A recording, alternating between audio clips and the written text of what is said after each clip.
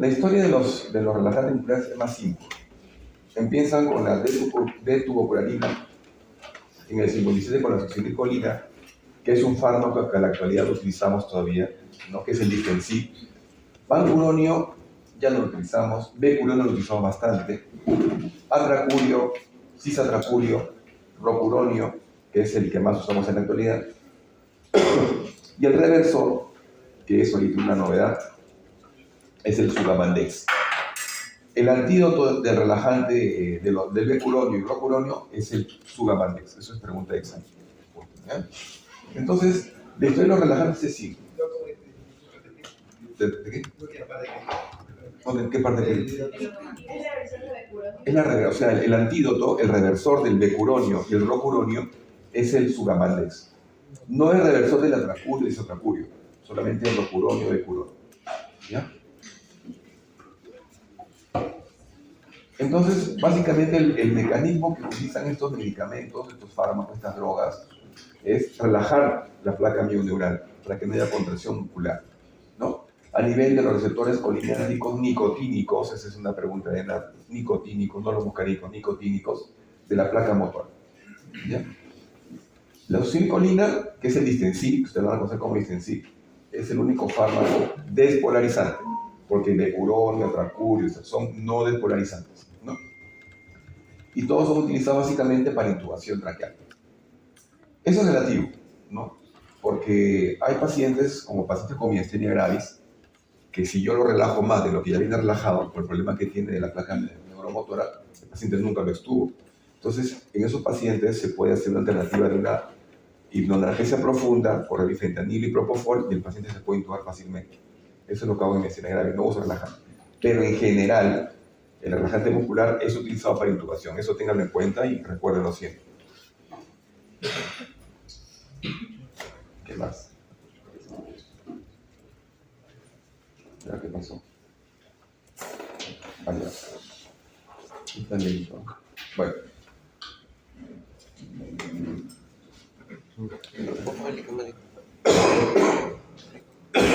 Lo anterior era básicamente un esquema, no sé por qué no salió, de la placa mioneural.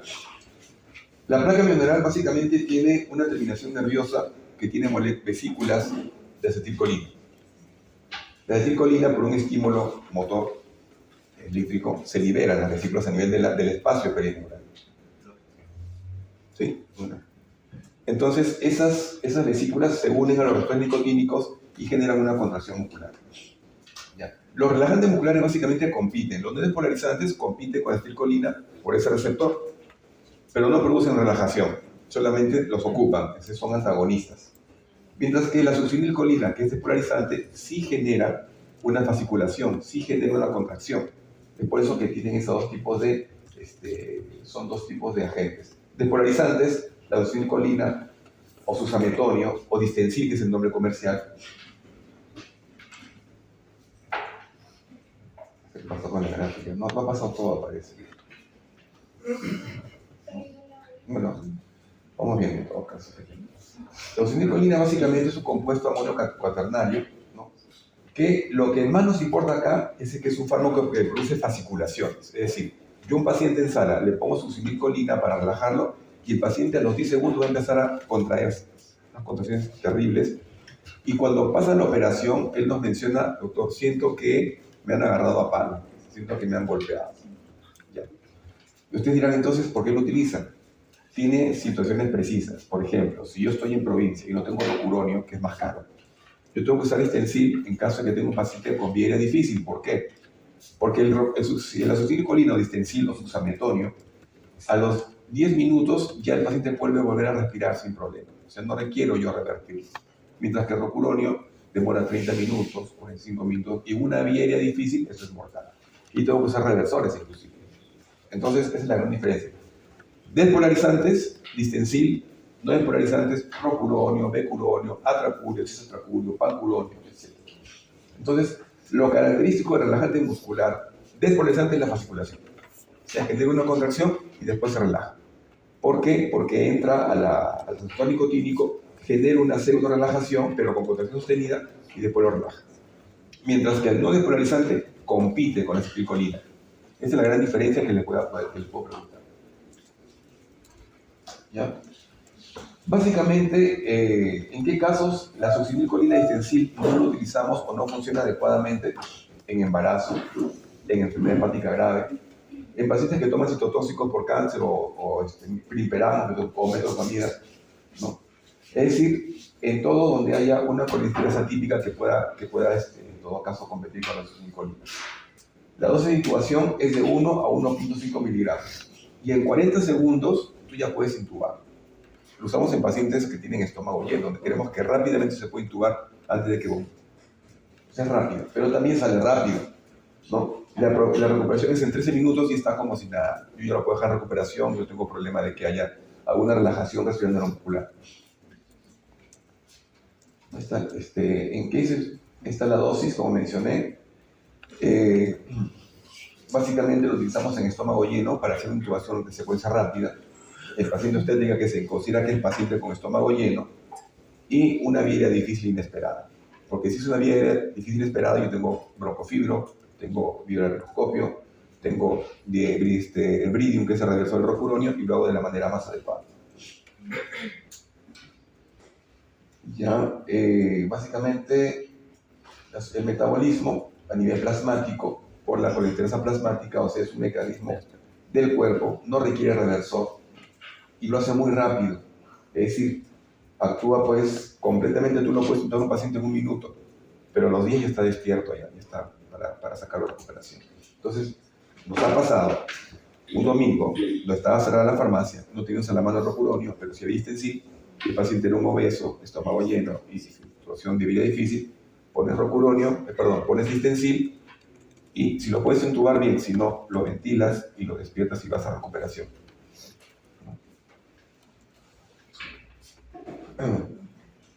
¿Qué es lo malo de la succinilcolina? Aparte de las fasciculaciones, ¿no?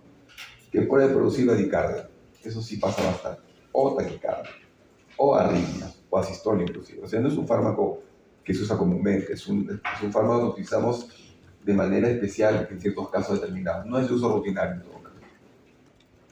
Las fasciculaciones, que eso siempre le van a preguntar, dolores musculares, los cramps, aumento de presión intraocular, o sea, paciente con glaucoma no se puede utilizar, pacientes con problemas neurológicos tampoco se puede utilizar, y pacientes que está balonado, que está con obstrucción intestinal tampoco.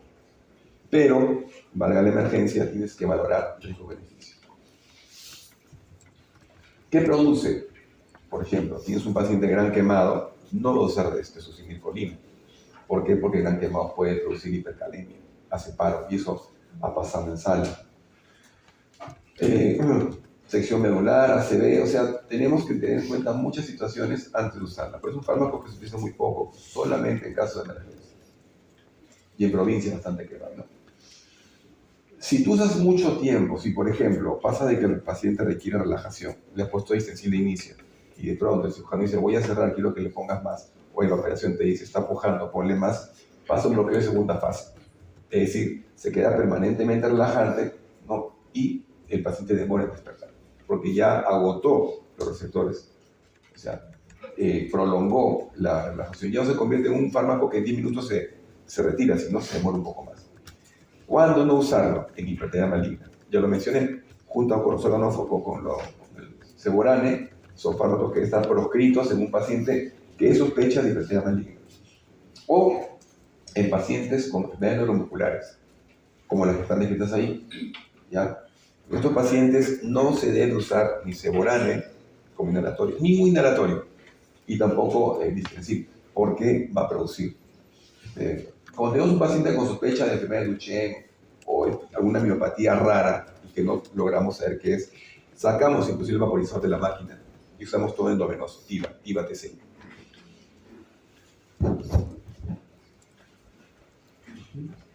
Eso lo dejo para que lo revisen. O sea, en realidad eso no es del curso para ustedes, simplemente es para una referencia, ¿no? Ahí está, esto sí. ¿Cuándo lo usamos? Secuencia rápida. ¿Cuándo es secuencia rápida? Secuencia rápida es un paciente con estómago lleno, un paciente de emergencia, que tenemos el tema de que puede tener un hilo paralítico, que puede vomitar. Entonces lo que hacemos es, ponemos el fentanilo, que es el opioide para que no le duela porque la intubación duele.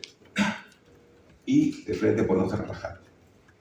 El paciente antes de eso está ventilado durante 20 minutos, 15 minutos, tranquilo, lo tranquilizas, aspiración por si acaso en la camilla, extende el embur por si vomita para que todo caiga y no se aspire, todo preparando mientras lo vas ventilando. Y esperas el minuto en apneas, pero ya ventilado, en estado ventilado, y inmediatamente lo intubas. Lo normal en una intubación es, al paciente se le ventila 3 minutos, se le pone su fentanilo, que es el opioide, se le pone el hipnótico, que es el propofol, y de ahí se le pone el relajante y se le logra intubar. Eso es lo normal, lo clásico, lo típico. En este caso, se puede hacer rápido, no. Le pongo un opioide para que no le duela la intubación, puede ser hipertenso y se dispara la presión. Y cuando yo veo que está medio mareadito, pero ya ventilado, le pongo el relajante. Espero un minuto máximo y lo intubo. Ese puede ser rápido. Mientras menos tiempo tenga el paciente con relajante sin intubar es mejor porque el paciente puede aspirarse. Siempre que se intuba es para protección de vía aérea. Porque el tubo tiene un CAF que ancla en la tráquea y que evita que los vómitos pasen a la vía aérea, ¿no? En caso de que no puedas ventilar, o que en caso de tener el laringoespasmo, cuando termina la cirugía, también le puedes poner extensivo y eso rompe el laringoespasmo y puedes seguir trabajando, ¿no? Tórax leñoso. ¿Qué es el tórax leñoso? El tórax leñoso es una eventualidad que se da por opioides, cuando solamente opioides, acuérdense, por el fentanilo, remifentanilo, da dosis muy grandes en muy poco tiempo, el paciente se pone rígido a nivel de la musculatura torácica y no puede ventilarlo. Por más que la vía está permeable, es una piedra que estás ventilando. Entonces tienes que usar extensivo y revierte. O si tienes propofol, embolo y revierte, ¿no? E incluso estando intubado se siente duro el paciente. Entonces con eso le pones 1 miligramo por kilo de peso y el paciente relaja. Obviamente con fasciculaciones de por medio y dolor de cuerpo al final. Pero eso se dice es relativo, porque con la analgesia que se le pone, esas fasciculaciones ya no se acuerdan mucho ni la sienten. Aquí al final ponen, pues, ¿no? Sin indicaciones absolutas del rocuronio. En realidad es así. Porque el rocuronio es un relajante muscular no despolarizante que a dosis altas semeja o iguala el efecto en tiempo del distensivo. Entonces yo pongo rocuronio a dosis amplias y hago lo mismo y sin fasciculaciones. Y tengo su reversor que es el brillo. Pero yo hablo de inicio de que no todo el Perú tiene rocuronio en la mano. No todo el Perú tiene rocuronio. En provincia, yo he tenido residentes que se han formado en mi hospital, muy buenos residentes, y se han ido a trabajar a provincia 1 año, 2 años, porque no había plaza en el Almenara o en Revaliate o en Lima, y ganaba más en provincia, ganaba mucho más en provincia, pero tenía muchas limitaciones de fármacos. Entonces, cuando estaban al hospital a trabajar, porque ya podían reingresar, venían con el uso del Distensil. Digo, ¿cómo usa Distensil? Porque es lo único que tenía, lo aprendí a manejar y ya me acostumbré. Y teniendo rocuronio en el hospital, y teniendo Nimbex en el hospital. Entonces, en realidad, pues, son absolutas. Por lo menos a mí no me gustaría que pongan Distensil para relajar. Entonces, eso ya lo estamos repitiendo, ¿no? Hiperpotasemia, ¿cuándo no usar? ¿No? Es decir, en esta diapositiva mencionan que hay más contraindicaciones de usar Distensil que hay indicaciones, ¿no? Y eso es verdad. Caso preciso, yo lo uso básicamente, bueno, yo no lo uso ya hace muchos años, pero cuando lo usaba ha sido por intubación de vía difícil. Ahora vayamos a lo más usado, los relajantes musculares no despolarizados. ¿Qué es lo que ustedes van a ver en el hospital cuando roten conmigo? ¿Qué pasa con la diapositiva? No han pasado ni la gráfica. ¿Qué pasa? Que se descargue de nuevo, si no, doctor. Porque Sí, parece que ha habido un problema de paso. O de ahí de frente, mejor. Puede pasar. Ajá.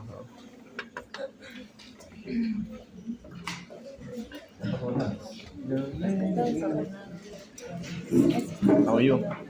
Bueno, en todo caso, les mando después la diapositiva para que la revisen, no hay problema. ¿Ya?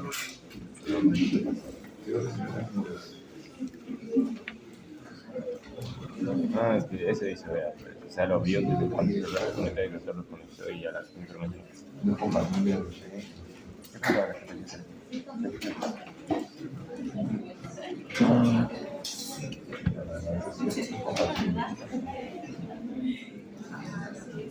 Bueno, entonces sigamos más o menos. Después le paso las.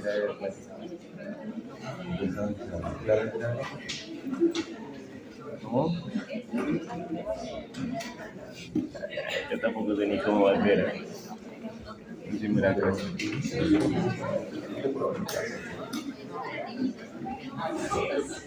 O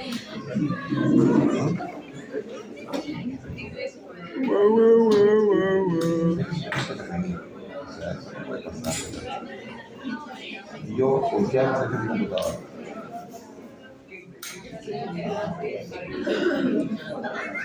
Es genial.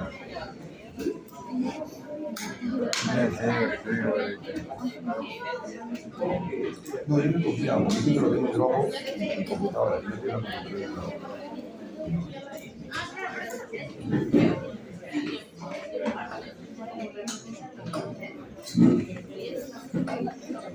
Bueno, mientras vamos viendo, yo igual les voy a pasar las diapositivas completas con todas las gráficas para que ustedes revisen para el examen, no hay problema. Pero esto es un tema, básicamente quiero que ustedes sepan que relajantes musculares, despolarizantes, succinilcolina, extensivos, San Antonio, que es lo mismo, no despolarizantes, el rocurón, el curón, el transcurón y el supracurón.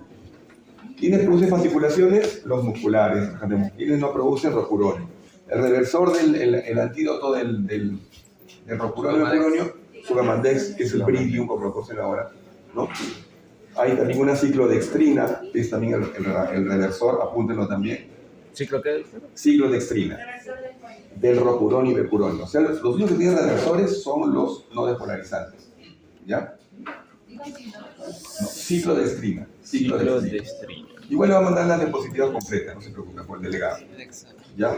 ¿Qué más? En relación a relajantes musculares no despolarizantes, ustedes dirán, pues bueno, ¿cómo lo puedo monitorizar? Toda acción anestésica debería tener idealmente un monitoreo.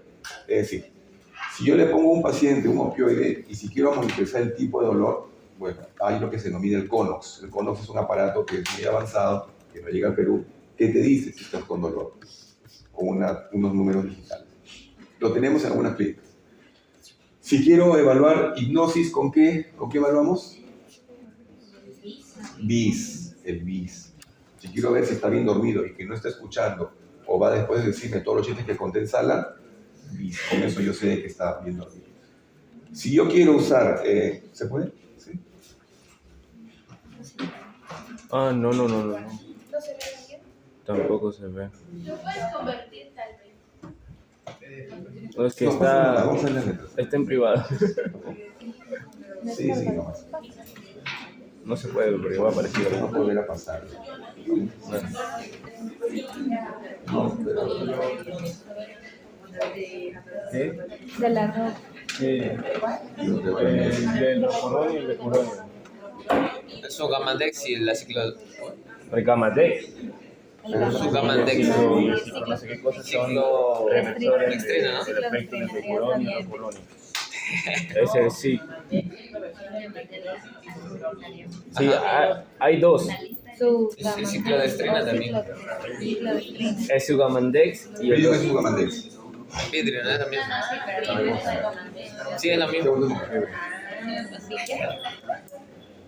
Vidrio, ¿no? Sí. ¿Vidrio? ¿Qué nombre? Sí, lo podemos trabajar. Sí,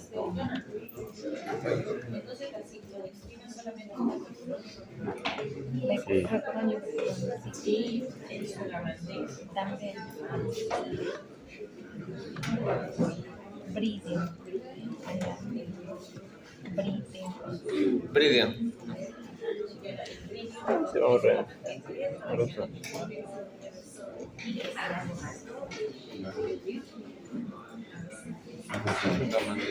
La ciclodextrina es el Era broma. ¿Tú me puedes pasar mejor de ahí? otro. Para que yo no esté moviendo aquí con esto. Dice como de inglés. ¿Cómo se vuelve? A la hipnosis. El bis. Ahí está el bridio. ¿Cómo es esto?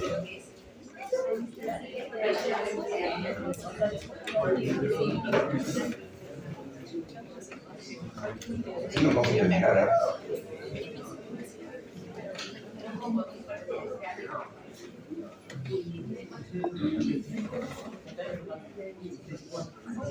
Otra vez, es que está mal.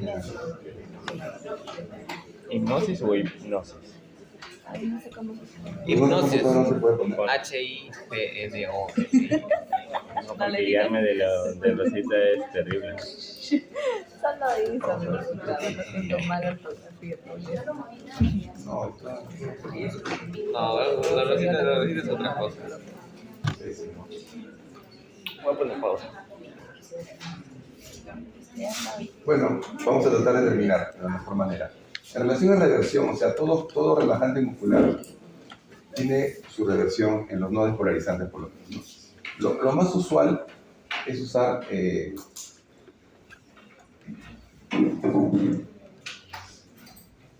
a ver, pueden arreglar eso, ¿no? A ver. Creo que es mejor que viene el nuevo cable. Vean que te traigan un nuevo cable, si no. Sí, mejor, no vamos a cargar toda la mañana. Llámala al ingeniero otra vez. Da a comer su pan con pollo. Delegado, parece que ya no va a venir. Ya, pues, delegado. El técnico ahí, ¿no? Simplemente porque tiene otras clases.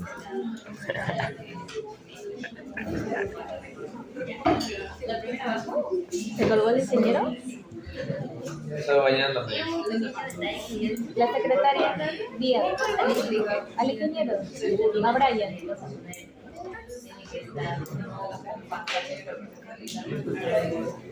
No lo puedo escribir. Ya, Doc.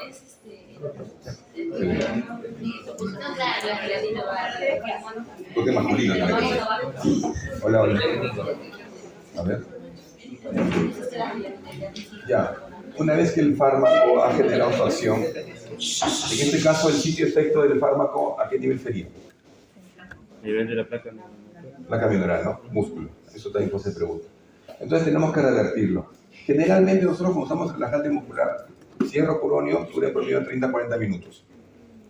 Entonces no hay mucho problema con eso. Si existe Sil o suxametón, dura 10 minutos, 15 minutos, o sea, lo que dura la cirugía.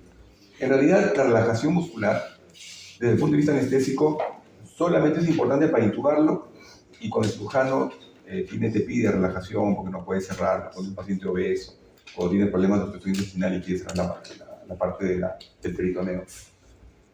O en tórax, cuando están viendo la parte pulmonar y comienza a ventilar, entonces ellos quieren que todo esté tranquilo. Entonces, básicamente son esos dos puntos, ¿no? Si es un paciente que viene, pues, por ejemplo, a una cirugía de hombro y tiene que ser intubado porque la posición del paciente en cirugía de hombro es en silla de playa, o sea, cabeza volteada y caja en esta parte del hombro, tiene que estar intubado a este lado. Mayormente solamente es para intubar. Termina la cirugía y la cirugía dura 2-3 horas, no se le quiere revertir. Pero cuando hay que revertir, hay opciones, volvimos con lo mismo. No te preocupes.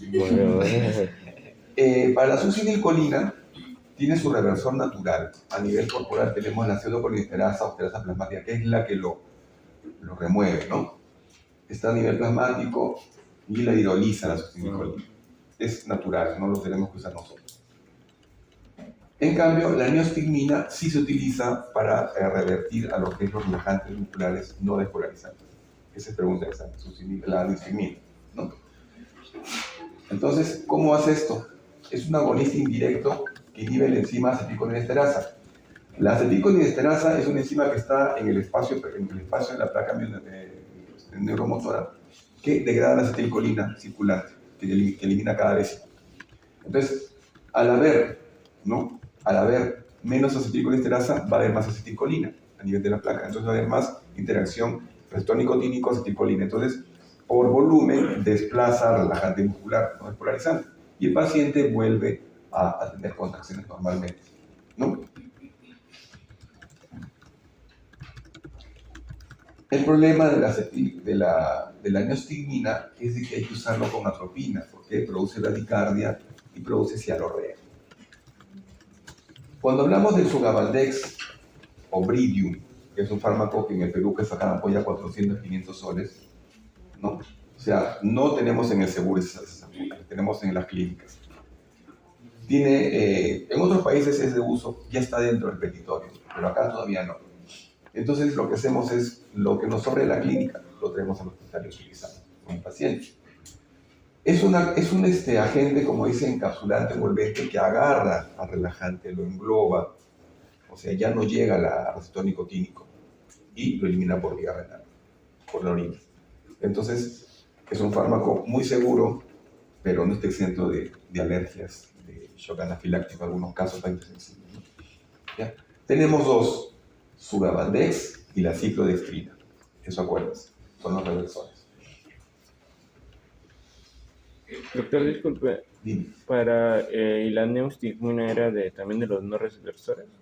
La neostigmina la puedo usar en no despolarizantes, No después. pero es menos específico, muchos efectos de cialorrea, bradicardia, tienes que usarla con atropina. Entonces, si tienes, en el hospital obviamente yo uso bastante neostigmina, pero estoy en la clínica uso Sugamaldex, Claro. porque ya no tengo ese evento y se revierte inmediatamente, ¿no? Y tenemos también los cucurbitiles, ¿no? Que es el calabalión. Está en experimentación todavía. Todavía no llega ni al Perú, no está aprobado por la FDA todavía. Pero quédense con el Sugamaldex Brivium como reversor, como una ciclodextrina capsulante o envolvente. Relaja mucho. A ver, todo lo que pasa nada.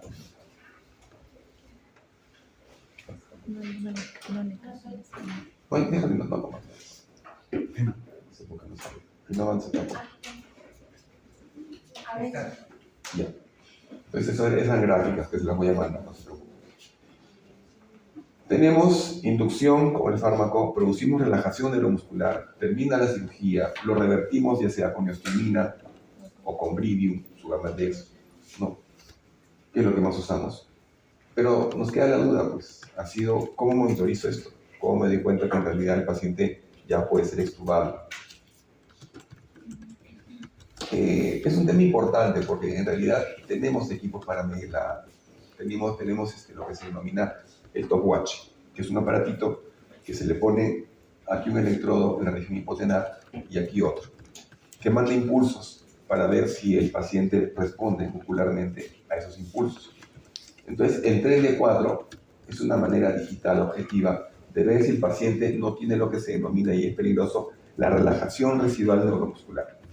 Todo paciente que es sometido a una anestesia general con relajación muscular, si no es revertido adecuadamente, puede producir relajación residual neuromuscular. Y eso es peligroso. ¿Por qué?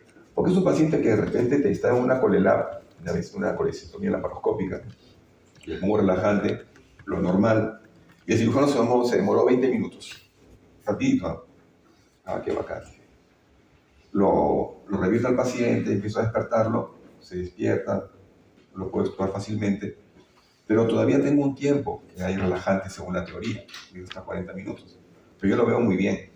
Se pasa a la cama, me agradece y llega a recuperación. Pasan 20 minutos más y vomita, se expira y se muere. ¿Qué pasó? Relajación residual neuromuscular.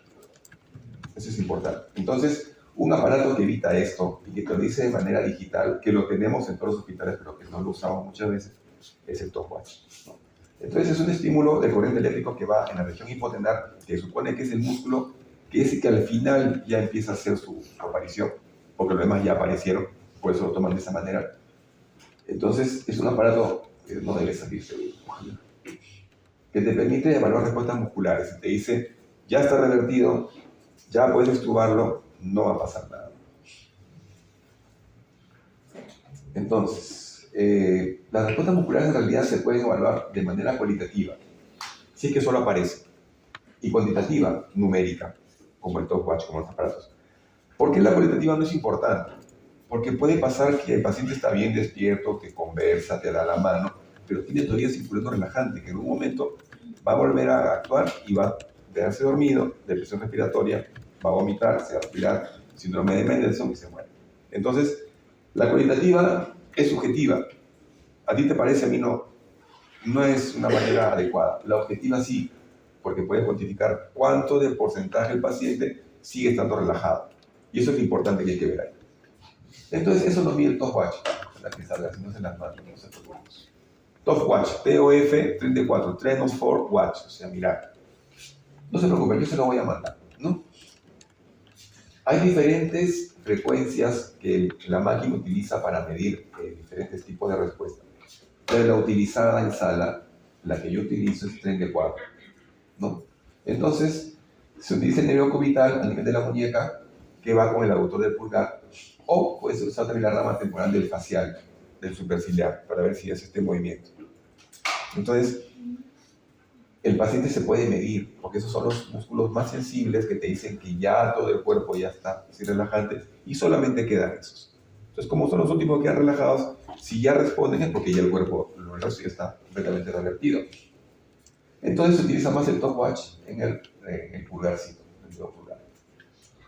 Son, a ver, si no sale, te lo puedo explicar. Cuando no sale, se lo voy a mandar igual. Ahí está la foto de él. Pero bueno, es un aparato que tiene una pantalla donde dice 100%. Que está conectado un electrodo en el pulgar y uno aquí, en la zona cubital acá. El aparato dispara 4 ráfagas por segundos. Entonces tú lo programas para que dispare 4 ráfagas, 3 de 4, que es el más usado. Si dispara 4 ráfagas y el pulgar no hace nada, 100% relajado.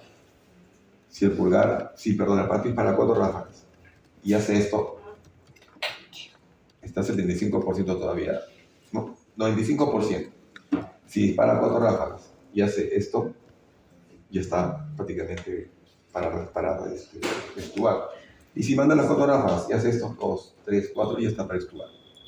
Entonces yo lo extubo cuando mando las 4 ráfagas, es 1, 2, 3, 75% de reversión. Con esto ya lo puedo extubar tranquilamente. Y si me quiero asegurar, le pongo brillo encima.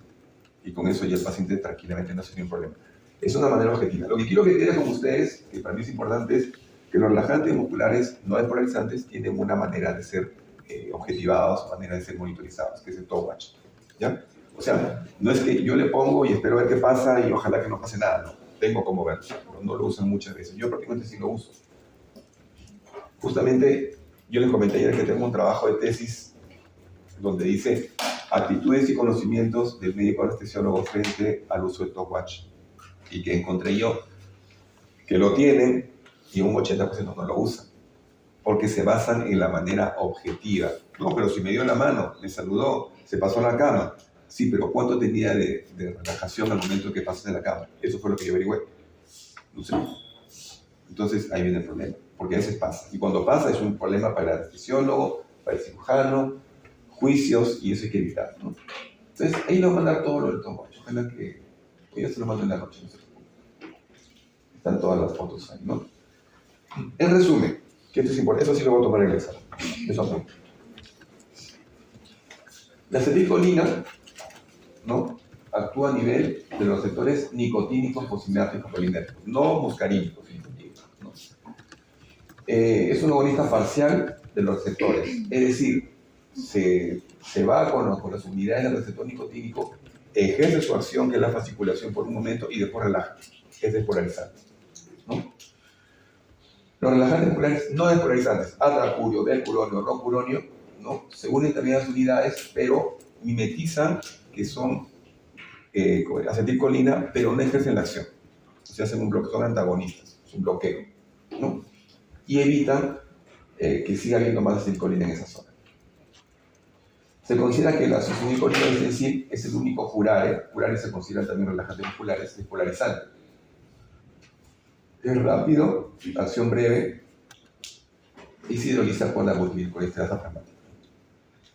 O sea, en realidad, el listensil sí tiene su reversor, pero es endógeno. O sea, no se lo aplicamos al paciente. Y es tan rápida la reversión que solamente dura 10 minutos. Por eso se utiliza en vía difícil, en intubaciones de secuencia rápida, en pacientes obesos o estómago lleno, ¿no? Los relajantes musculares no despolarizantes son amiloisteroides o penicilina. Esa es farmacología. Entonces se considera que el rocuronio, dentro de los fármacos relajantes musculares no despolarizantes, es el mejor, porque su latencia, o sea, su efecto, se logra en menos tiempo. Yo, por ejemplo, pongo una dosis de 0.3 miligramos kilogramo peso de rocuronio y en 2 minutos yo tengo bien relajadito. Si yo quiero mimetizar el efecto del acetilcolina o distensil, le pongo 0.6, el doble. y en un minuto lo tengo ya para intubar. Entonces, el Rocuronium es el actual, no digamos gol estándar, sino más utilizado en cuanto a relajación muscular con no despolarizantes. Ya. Cuando hablamos del top watch, se basa básicamente en la sensibilidad de los músculos a la acción relajante, ¿no? Los músculos centrales, laringe, diafragma y macetero, el bloqueo se inicia más rápido, pero se demora más en salir. Es por eso que esos músculos no los evaluamos por el top watch. En cambio, en los periféricos, como el octubre pulgar, básicamente sí es más fácil evaluarlo, ¿no? Entonces, si yo sé que tengo un paciente que ya me está hablando, obviamente no está relajado. Si ya respira, el diafragma funciona. O si ya muerde el tubo, el pulmón macetero ya funciona. Entonces, ¿cómo reconfirmo? Con el aductor del pulgar. Ese más chiquito, el que me dice que puede haber todavía circulando. Por eso ahí lo aplicamos en top watch, ¿no? El perfil de acción de los relajantes musculares en general depende mucho de la edad del paciente. El niño requiere más relajante y se demora más en salir. Pacientes con problemas hepáticos demora más en salir. Pacientes obesos recirculan. Entonces, todo eso es una confluencia de factores que nos van a enterar qué es lo que puede pasar con relajante. Entonces se dice, pero si yo pongo relajante muscular, ¿cómo hago que dure más? Se potencia. Como al inicio hemos hablado el día de ayer, la anestesia ahora es multimodal. Entonces, yo puedo iniciar con relajante solamente para intubarlo, pero mantengo la relajación con una alta dosis de propofol, de redifentanilo, de fentanilo, inclusive lidocaína endovenosa, y con eso evito ponerle más al paciente. ¿Sí? Hay fármacos, por ejemplo, como los aminoglicósidos, que sí hay que preguntarle, por ejemplo, en el preoperatorio del paciente. Esos son antibióticos. Los aminoglicósidos en general prolongan la acción de la relajante muscular. Entonces, tener cuidado con eso, ¿no? Y como mencioné, y como corolario, el principal efecto secundario de la relajante muscular es la relajación residual. Ese es lo peligroso de esto, ¿no? Que puede aumentar la morbilidad, la mortalidad. Porque el paciente, pues, si se aspira, necesariamente no se va a morir. Puede hacer una aspiración, síndrome de Mendelssohn, el pulmón se destruye completamente, o hace paro, hace un impulso cerebral, queda vegetal, morbilidad. Tienes un hijo más ahí para toda la vida que tienes que ver. Entonces, tener cuidado con eso. Entonces, en resumen, los relajantes musculares son importantes para la intubación, tienen, como se dice, indicaciones precisas, son de dos tipos, no despolarizantes, despolarizantes. Los no despolarizantes tienen sus agresores dentro del organismo. Los no despolarizantes, el rocuronium, el Pertella, el bridium, también la ciclodestrina, es una ciclodestrina.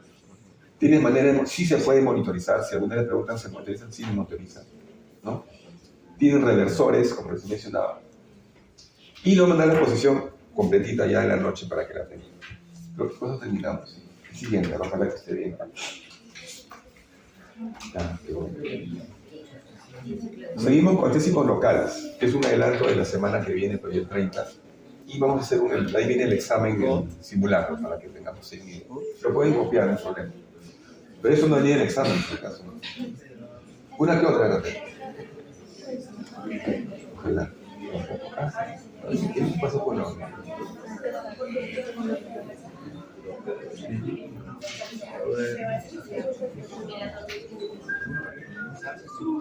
¿Cómo se llama este cosa? Sí, claro. Ya, ¿cómo estamos de ahora? Ya, listo, chicos. Los anestésicos locales básicamente también son fármacos que dentro de nuestro arsenal son muy importantes, porque no solamente los utilizamos para bloqueos regionales, sino como coadyuvantes dentro de la anestesia general. Por ejemplo, si yo tengo un paciente que voy a empezar la inducción, yo sé que le voy a poner propofol como hipnótico. El propofol duele bastante. El rocuronium duele bastante. Entonces, antes de eso, yo le pongo una dosis de 1 a 2 miligramos porque le presto el lidocaína endovenoso, que es un anestésico local, y anestesio en la zona que voy a trabajar, y ya no le duele. Entonces, no hay problema. Entonces, anestésicos locales pueden producir anestesia o analgesia. ¿Cómo lo hacen? Bloquean la propagación y la generación del impulso eléctrico en los tejidos excitados. Básicamente, se unen de una forma reversible, es decir, son fármacos reversibles. No es que yo le ponga anestésico local a un paciente y ya no puede mover ese músculo más, es reversible, ¿no? A través de poros de canales de sodio y potasio, ¿no? Eso es lo que tiene que ver con el estímulo de la propagación del estímulo nervioso, ¿no? Y en un anestésico local, en contacto con un tronco nervioso, puede causar parálisis tanto sensorial como motora. Es decir, yo puedo a un paciente, si le pongo una epidural o una raquidia o un bloqueo de plexo, producir que no le duele y que no lo mueve. Puede pasar esas dos cosas. A ver, los anestésicos locales dentro de la cronología inicialmente empezaron con la cocaína, procaína, y actualmente lo último es la levobupivacaína, levobupi. ¿Qué usamos más? La bupivacaína y la lidocaína. Eso es lo que usamos en el hospital para todo, lidocaína, bupivacaína. ¿Cuál es la diferencia entre uno y otro? Que la lidocaína no es tan cardiotóxica como la bupi. Que la bupi sí es cardiotóxica y puede decir alguna parada cardíaca de 4 horas. O sea, se adhiere tanto a los minocitos que el paciente se va volviendo venosa, tiene que entrar a circulación extracorpórea y de ahí, ojalá que salga. Entonces, lidocaína no es tan cardiotóxica, bupi sí es cardiotóxica. Por eso se creó la levobupivacaína, pero igual es cardiotóxica. Entonces tenemos aquí bloqueos nerviosos centrales, ¿no? Que son el espinalo-raquídeo o subaracnoideo, que es la hojita con una punción lumbar, y a través de esa hojita pones tu anestésico local especial, porque no es que yo agarro lidocaína, hay lidocaínas que no se usan por vía raquídea, ahora se usa la bupi hiperbárica, que se usa por vía espinal, es especial para el espacio subaracnoideo. El epidural, que está pues un poquito más atrás, antes del ligamento amarillo, antes de la dura madre, se le pone el canal epidural que baña las terminaciones nerviosas y de esta manera las bloquea, ¿no? Y tenemos también los bloqueos de nervios periféricos, que es lo que ustedes van a ver generalmente en su sedum. Bloqueos a nivel de nervios terminales, para sostener una herida o para reducir una luxación, ¿no? Y la clasificación. Básicamente, en general, todos los ciclos locales bloquean los canales de sodio. Esa es una pregunta importante, está en amarillo, ¿no? Y de esta manera se evita la despolarización, básicamente muscular. Así como los relajantes musculares actúan a receptores nicotínicos bloqueando y también tienen otra zona, canales de sodio.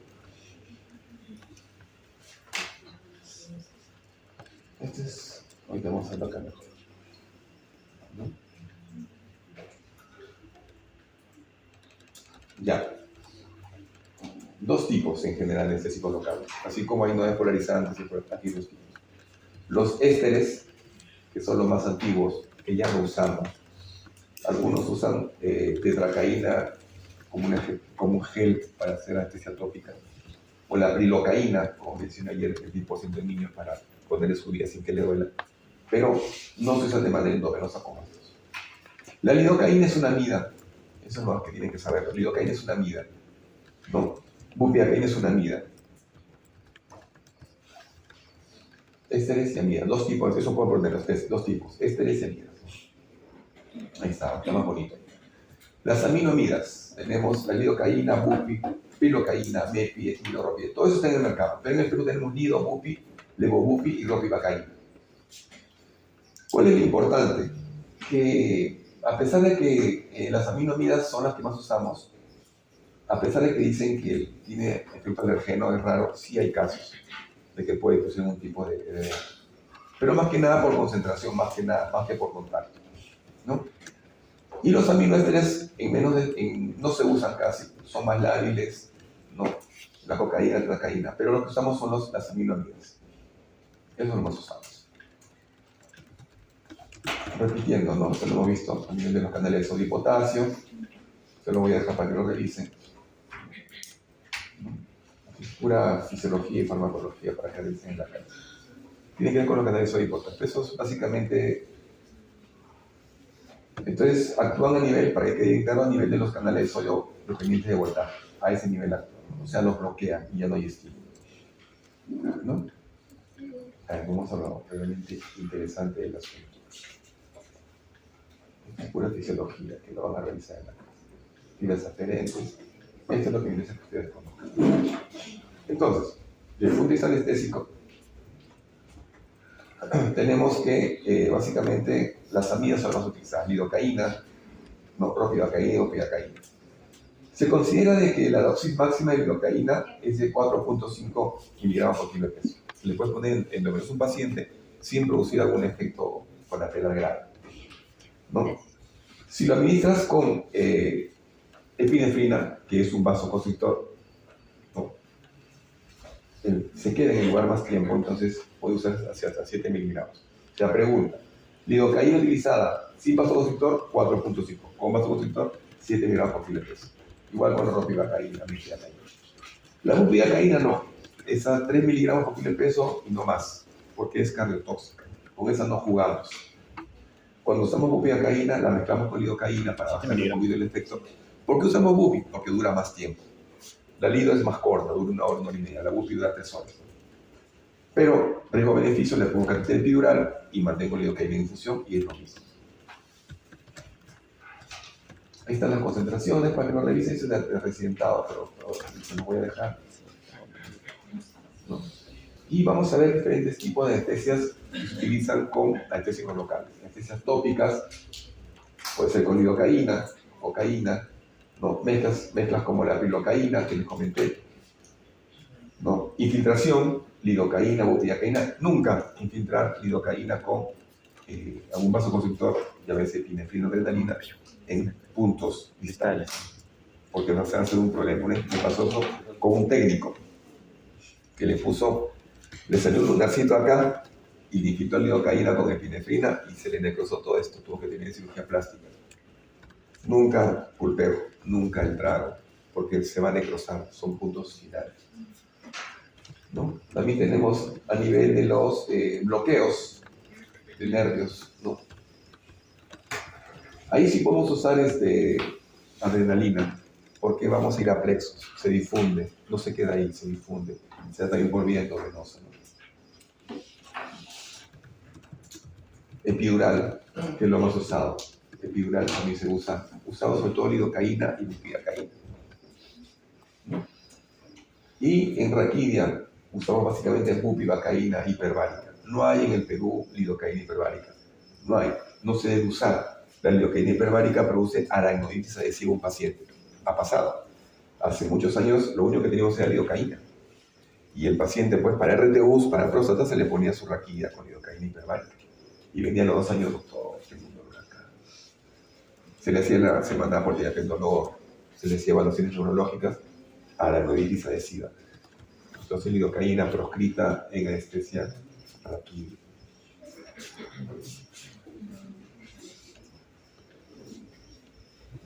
Como todo fármaco, tiene su farmacología, farmacocinética, farmacodinámica, ¿no? En realidad, el fármaco que administramos a un paciente con anestesia regional no solamente se queda en el plexo, no solamente se queda en el espacio epidural o va al espacio suprarraquídeo, sino que esas zonas están irrigadas y también van a los vasos. Por eso es que muchas veces, cuando uno pone, por ejemplo, lidocaína con adrenalina para una epidural con una cesárea de emergencia, la paciente se taquicardia, porque una parte está absorbida al intravascular. Entonces, no es que se quedó ahí nomás. Entonces, tiene sus fases de absorción, distribución, eliminación. Incluso tiene partes que tiene efectos tóxicos también, que lo vamos a ver un rato más.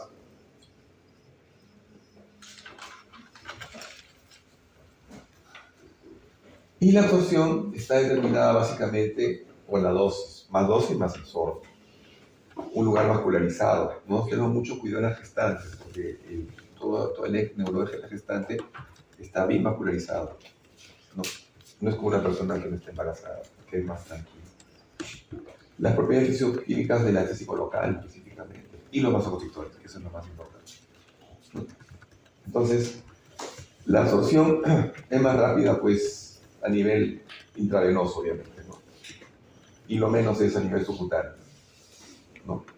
Y ahí van viendo ustedes cómo va avanzando por ejemplo, yo, en una emergencia por lo menos, para dar una anestesia en una cesárea, se usa una raquidia, que es más rápida que una epidural. Pero en el tiempo dura más la epidural. Pero yo quiero rapidez, entonces uso una raquidia. En el preso braquial es muy lento, por ejemplo. El preso braquial es un preso que está en esta zona, que lo utilizamos para hacer bloqueos para cirugía de hombro, de codo, de mano. Entonces, en esos casos, cuando yo pongo un preso braquial por ecografía, por ecografía, al paciente hay que esperarlo, hay que ponérselo y esperar recién 45 minutos para que toda esa zona quede embebida en el anestésico local y no tenga dolor. Porque si yo le pongo y lo quiero operar inmediatamente, le va a doler. Le pongo y a los 5 minutos para el cirujano, doctor, siento que me toca. le pongo y a los 10 minutos y corta, me duele. Entonces, pero a los 45 es el punto máximo y ya se mantiene en el tiempo. En cambio, en un epidural se lo pongo, pero 3 minutos y ya haciendo efecto. Raquidia se la pongo a los 10 segundos y hace efecto. Entonces, eso depende mucho del sitio de la vascularización, ¿no? Depende de muchos factores, ¿no?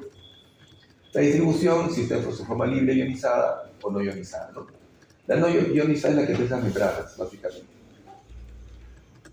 La desaparición también tiene sus modelos tricompartimentales. Y hablemos de los, por ejemplo, de los amida, ¿no? Que tiene su modelo tricompartimental. Un fármaco importante que les pueden preguntar es la prilocaína, que puede producir methemoglobinema. Eso sí, tenganlo claro. La excreción generalmente es por vía renal, ¿no? Pero son dosis muy pequeñas, y en 100% ya está metabolizado, o sea, no hay mayor problema, no ejerce efecto ya en esa zona. El clearance de cada uno, ¿no? Sobre todo lidocaína y bupivacaína. Es muy rápido, 1.3 y 1.08. O sea, se libera rápidamente. Y eso para que lo revisen. En la casa se lo voy a dejar.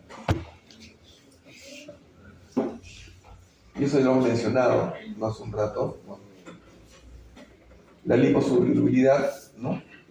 Entonces es importante porque esto permite que pase la capa bilipídica de la membrana axonal y pueda ejercer su efecto. Más liposoluble es mejor, ¿no? Unión a proteínas también es un efecto que puede alterar el resultado, ¿no? Porque las formas unidas no unidas a proteínas es la libre, es la que hace la acción farmacológica. O sea, si se une más a proteínas, menos acción farmacológica. La potencia anestésica son términos importantes, ¿no? Más potente es la bupi, menos la lidocaína. La duración, más duración la bupi, menos la lido. La latencia, más rápido la lido, menos es la bupi. Esto es lo que quiero que vean, que es importante, los efectos adversos. O sea, cuando uno usa un fármaco, siempre tiene que tener en cuenta lo que puede hacer en el paciente como efecto terapéutico y como efecto tóxico. Sobre todo saberlo manejar, saberlo detectar o saberlo derivar en caso de que no tengan las posibilidades de manejar. Todos los bloqueos tienen alguna posibilidad de producir algún tipo de evento, todos, por desgracia, ¿no? Y tiene sus contraindicaciones y tiene sus indicaciones o complicaciones. Entonces, ¿a quién no debo ponerle un bloqueo epidural por raquidio, por ejemplo? Si en la zona que voy a aplicar está con una infección, psoriasis, una dermatomicosis. Si el paciente no desea, para eso el consentimiento informado, obviamente no se la voy a poner, me puede denunciar. Si tiene alguna coagulopatía que yo encuentro en el preoperatorio, viene reiterado más de 1.5, plaqueta menos de 100.000, no le pongo un epidural ni raquidio, ¿no? Lo intubo. Hipovolemia severa, se va a chocar. ¿Por qué? Porque la lidocaína y la bupivacaína, tanto epidural como raquidia, producen hipotensión, producen vasoacción generalizada y puede morir el paciente en la inducción. O pacientes que su pequeño es un problema neurológico. ¿Para qué metemos el neuroeje si podemos intubarlo? Relativa, todas las que están abajo. Yo considero las importantes las absolutas, porque las relativas y las controversiales son de manejo de equipo, del cirujano, anestesiólogo y paciente. Entonces, si yo tengo un paciente que tiene pues, una lesión desmielinizante, ha tenido polio de joven, que tiene que operarse de un apéndice que es chiquitito, que solamente con una raquilla lo puedo manejar, yo lo hago cirujano. El paciente tiene además asmático, está con tos, ¿qué hago? Raquilla. Porque si lo intubo, ese paciente probablemente pueda terminar la voz intubado y salir después de 3 días de la máquina de ventilación mecánica. Entonces es relativo. Controversial. Si yo sé de que el paciente va a someter una histerectomía, esa histerectomía sangra. Si es un buen cirujano o un mal cirujano, puede sangrar una eventualidad. Yo le pongo eso en epidural con catéter para que salga tranquila, no le duele y no tenga que intubarla. Y sale el paciente. Y yo tengo que intubarle, pues controversial.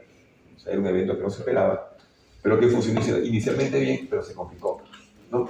O una cirugía complicada. Hay gente que le gusta la cirugía de columna, de HLP, instrumental, le ponen epidural con catéter.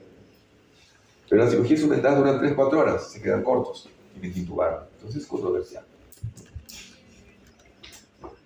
Complicaciones de las anestésicos locales en general, como sean por vía epidural o raquidia. puede ser un bloqueo alto. O sea, tú lo quieres bloquear hasta acá y sube hasta acá. Doctor, no puedo respirar. En cesárea me pasa mucho. Bueno, ahora que usamos más raquidia, ya no, pero cuando estamos epidurales, como tienen, pues, el cirujano comprime y trepa, porque se comprime toda la parte del epidural, sube la anestesia local, ¿no?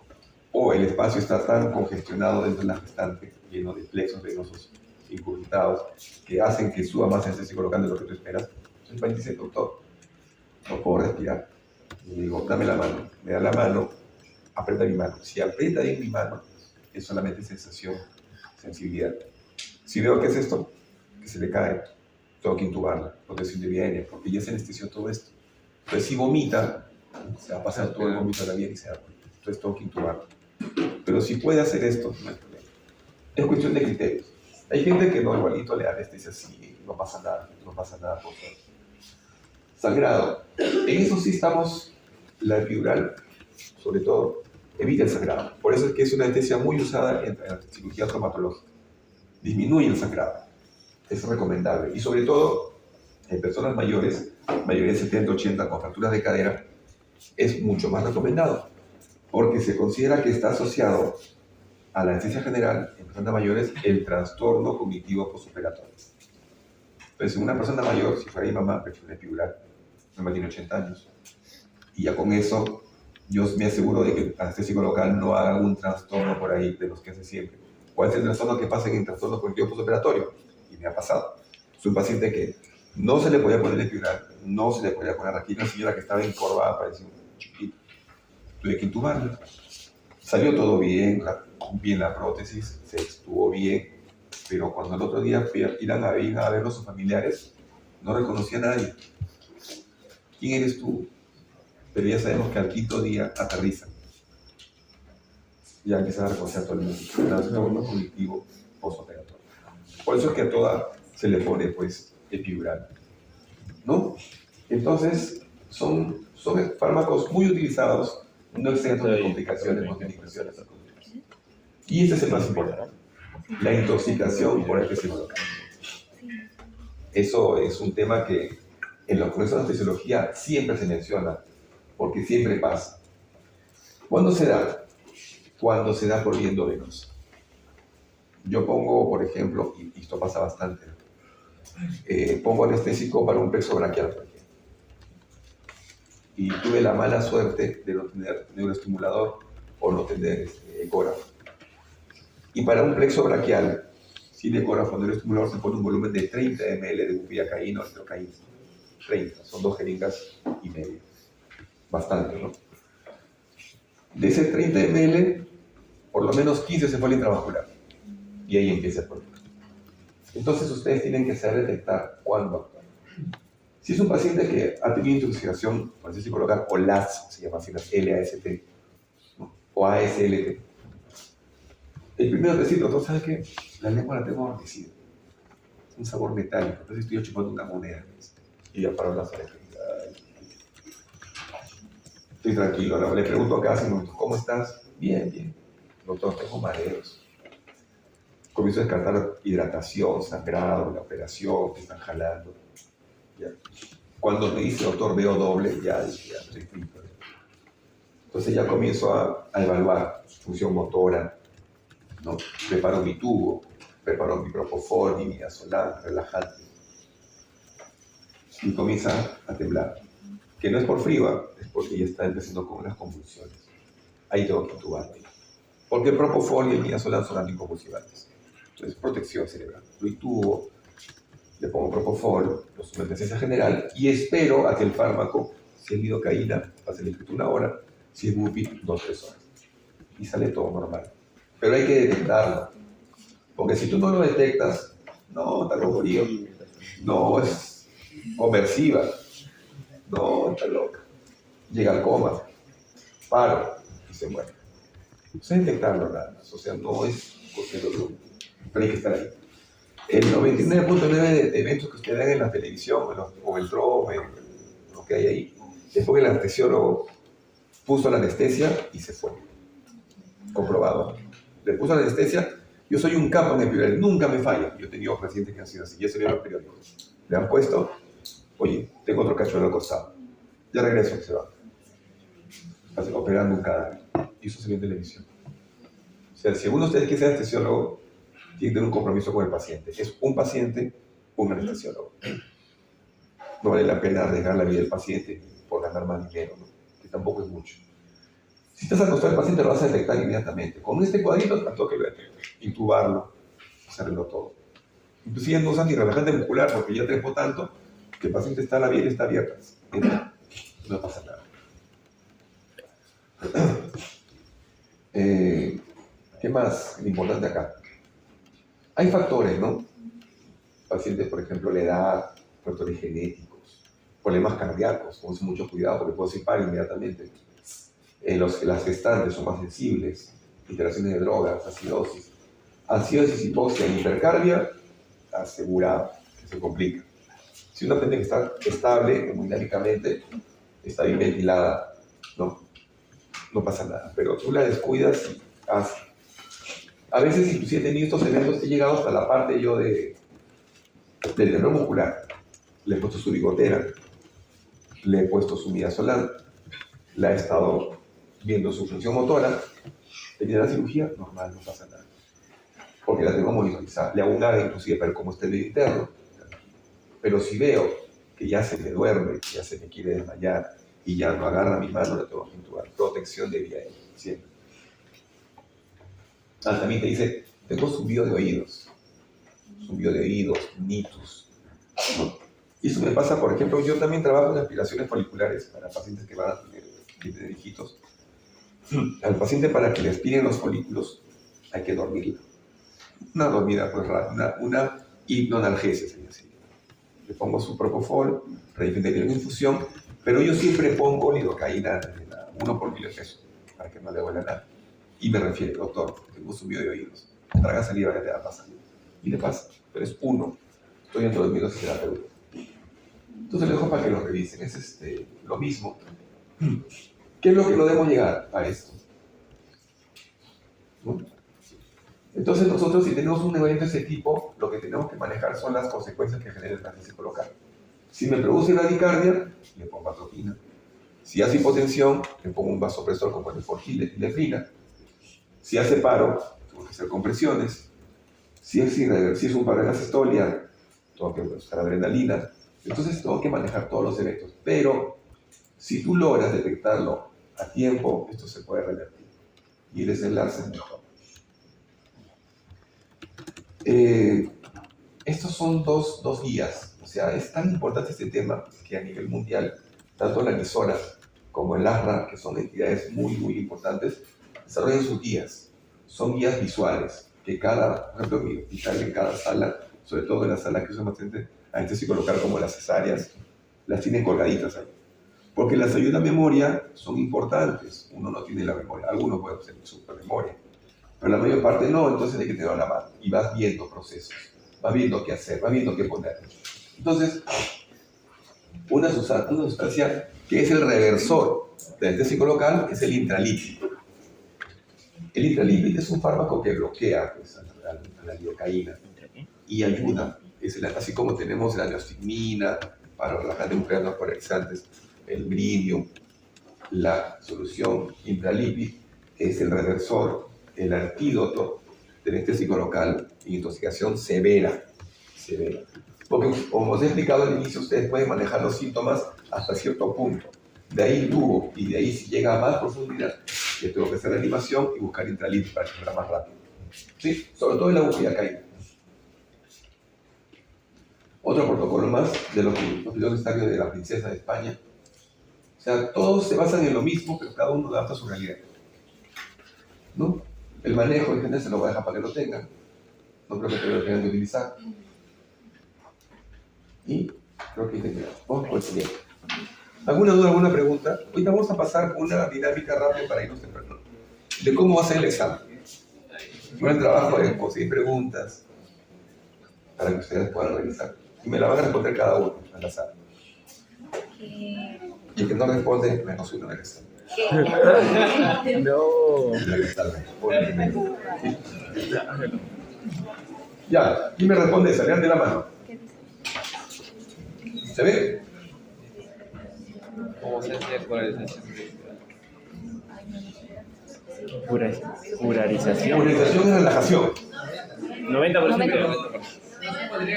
Usted dijo que utilizaba el 75, si era su usted le considera que Pero si tienes 90 es mejor. Pues. Si tienes 90 perdientes. Ausencia, claro. De relajación. La siguiente consideración. Esto es monitoreo. A ver, ¿quién me dice? Uno solo, por favor, levanta la mano. No es con puntaje, quiero que aclaremos. ¿Quién quiere responder? ¿Qué letra?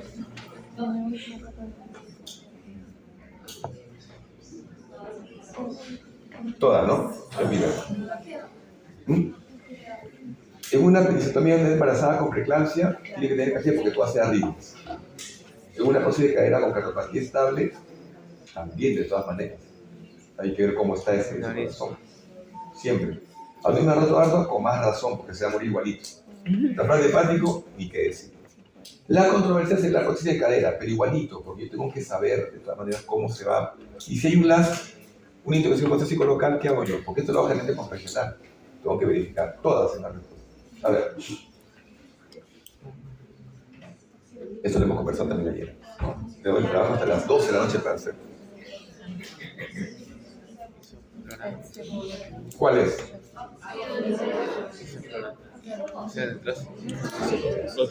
El gas hilarante. A ver, esa.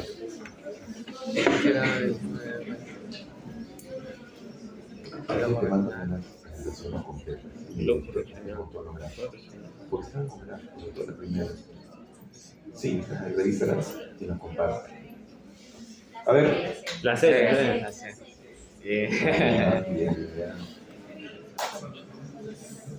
No se sometió a un procedimiento de nacimiento y resonancia. Así va a ser el examen, ¿no? Un poquito más difícil. Un poco. Así va a ser. Por ahí vendrá una que otra. A ver, ¿quién me responde? Rápido. Hoy no es temprano. Eso lo puedes grabar. Yo lo grabé y lo comparto. ¿Qué te iba a decir? Entonces, cuando las diapositivas, el 30 de agosto, vamos a ver cómo hacemos. Pero ¿qué te digo a la Secretaría para que me toque examen entre estas fechas? La A ver, La A. Oh. ¿Por qué? ¿qué es el resonador? La razón. Ah, claro, no, si no lo malogra. En la clínica Ricardo Palma hace 10 años compraron un super resonador Siemens, el último de Latinoamérica.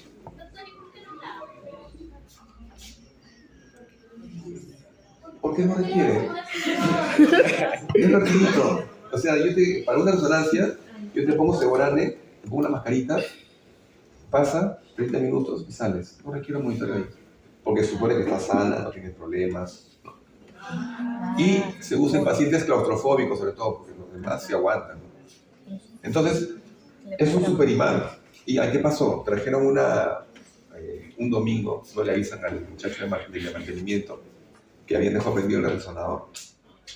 Y estaba con su barredor ese, y se ha estampado y se ha destruido el resonador. $2 millones. Es un super. Yo cuando entro a sala a hacer resonancias, pues tengo que sedar a veces, y tengo monedas o tengo lo metal, me jala. Es bravo, no es cualquier cosa. Te pones una tarjeta de crédito, la desconfigura, la borra completamente. Te da cuidado. Ya, a ver. Ya la pasó. Ya saben. David.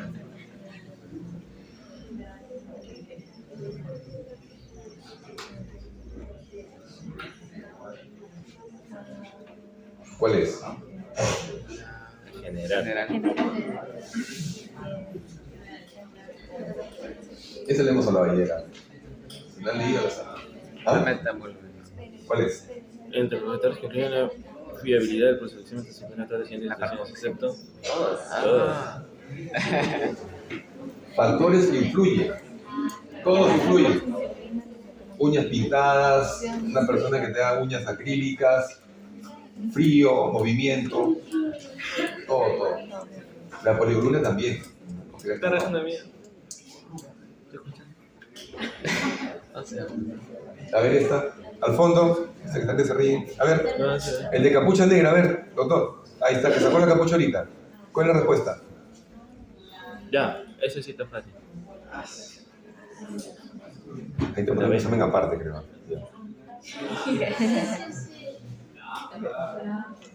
Ya, haciendo guisado también. Está cantadito. ¿Cuál es? Fentanilo. Barbitúrico. ¿Cuál es el único? Biopental. No barbitúricos. Ketamina. Estoy aprendiendo. Esto, a ver. ¿Cuál es lo único que no produce la ketamina? Bueno, No, si la ketamina se utiliza para pacientes chocados. La alucinación te cuenta toda su vida. Está respirando y está produciendo olor. Ahí está esta, quiero ver a él. Así va a ser todos casos clínicos mejor, ¿ya? El segundo entonces, ya. Facilita, yo le dije, ¿qué se usa? No. ¿Alotano? ¿Quién dijo alotano? Un punto más. No, alotano no es. Sevoflurana. Ah, en niños, en asmáticos, se rompe los fármacos cerebrales. Tiene olor a manzana, no es pungente. Y abre. Eso, hablamos ayer también, ¿acuerdo? ¿Quién lo produce? La. Ajá.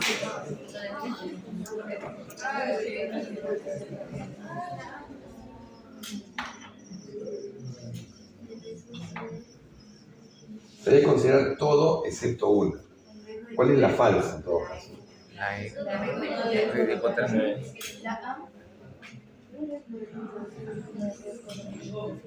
Si hay riesgo, y si no lo puedes intubar, y si no te dan el tubo adecuado, y si hace un laringoespasmo, y si hace paro una inducción.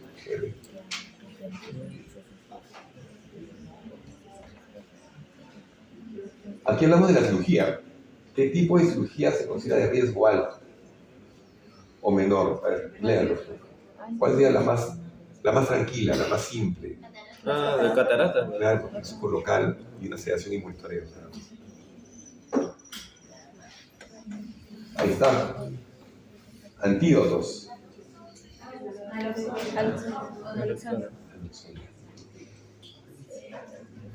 ¿Qué es apnea? ¿Qué es apnea?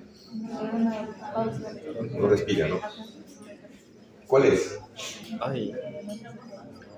Muy bien. ¿Alguna duda ahí? No. ¿Perdón? Así. Ahí está, otra pichanga. ¿Cuál es? Sevoflurana, entonces son notas. Yo usaba lotano en pediatría, cuando era residente, y era horrible. Al niño se le ponía lotano y hacía arritmia, taquicardia, bradicardia y botaba secreciones, horrible. Pero no era el niño de San Borja, el niño de Breña de ese tiempo solamente había lotano. Seborano es solamente un frasquito. Ahora todo es seborano. Alotano ya no existe.